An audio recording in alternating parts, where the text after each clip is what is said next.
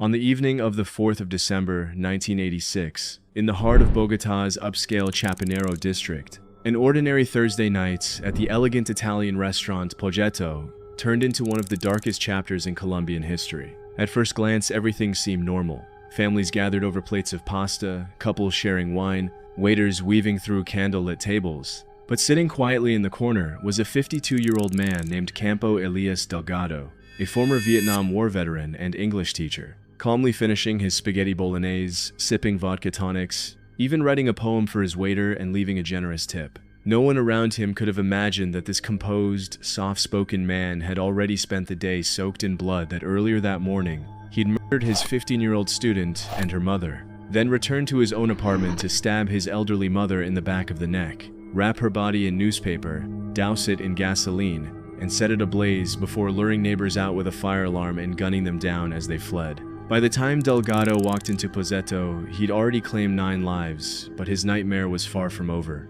After nearly 2 hours of eating and drinking, he suddenly pulled out a .32 caliber revolver and began methodically shooting diners and staff in the head one by one, cornering them like prey, showing no emotion, no hesitation, just cold, calculated slaughter. Panic erupted. People dove under tables, scrambled for exits, screamed for help. But Delgado moved with terrifying precision, reloading, advancing, firing again and again until 20 more lay dead inside the restaurant alone. In less than 9 hours, across 3 different locations, this lone gunman had taken the lives of 29 innocent people and wounded 11 others, making it the deadliest mass shooting by a single attacker in Colombia's history, a horrifying event that would haunt the nation for decades. But what drove a man like Campo Elias Delgado to commit such unspeakable atrocities? Those who knew him described him as intelligent, well-traveled, even gentle a man who taught English, studied literature, and spoke multiple languages. Yet beneath that polished exterior lay a fractured psyche, shaped by years of psychological trauma, isolation, and a deep-seated resentment toward his overbearing mother, who reportedly controlled every aspect of his life well into his 50s. Some psychologists believe Delgado suffered from severe depression, possibly paranoid schizophrenia, and that his actions were the result of a psychotic break, a final, violent rebellion against a life he felt trapped in. Others point to his time in the United States, where he studied and lived for years, suggesting he may have been exposed to violence and alienation that slowly eroded his mental stability. Whatever the cause,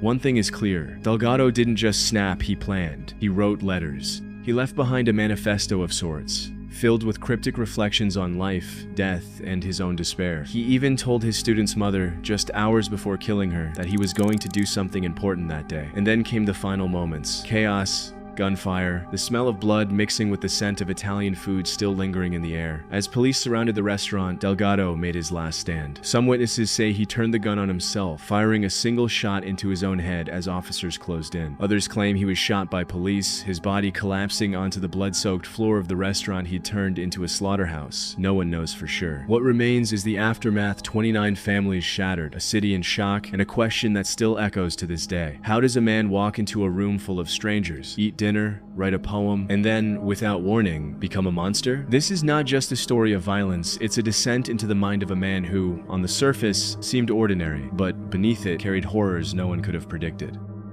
So then, let me take you down another dark road in Colombia's history, this time to a monster so evil, so calculated, that even today, his name sends chills down the spine of every Colombian parent. His name was Luis Alfredo Garavito Cubillos, but the world knew him by a far more terrifying title: La Bestia times the Beast. And if you think the Pozzetto Massacre was horrifying, just wait until you hear what this man did. Because between 1992 and 1999, Garavito didn't just kill a handful of people, he children over and over and over again. Born on the 25th of January 1957 in the small town of Genova in the Quindío region of Colombia, Garavito's early life was anything but normal. He was the oldest of 7 brothers, and from a young age, he was subjected to brutal abuse, both physical and emotional, at the hands of his own father, a violent alcoholic who reportedly beat his wife and children without mercy. Some psychologists believe this trauma planted the seeds of darkness that would later bloom into one of the most horrific crime sprees stories in human history. But here's the thing, Garavito didn't just snap one day. No, this was a slow, calculated descent into evil. By the early 1990s, Garavito had become a ghost, drifting from town to town across Colombia,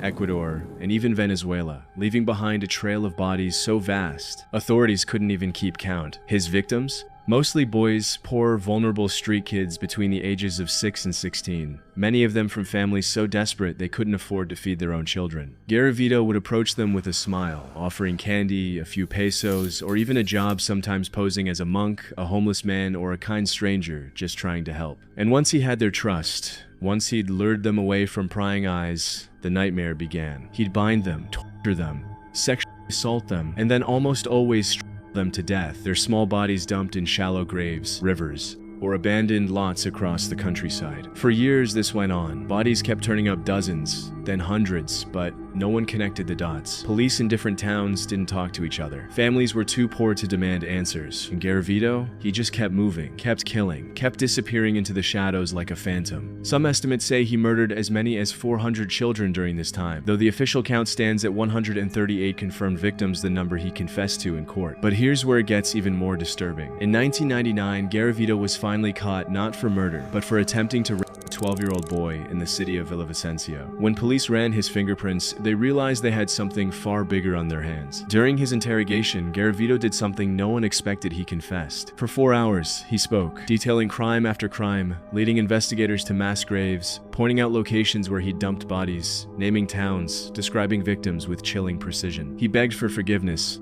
He cried. He claimed he was possessed by demons, that he couldn't stop himself, that he was sorry. But apologies don't bring children back to life. In the end, he was sentenced to 1,853 years in prison, the longest sentence ever handed down in Colombian history, though, thanks to legal loopholes, his actual time served was capped at just 30 years. And on the 12th of October, 2023, at the age of 66, Luis Garavito died in a hospital in Valledupar, northern Colombia, from complications related to eye cancer, still behind bars.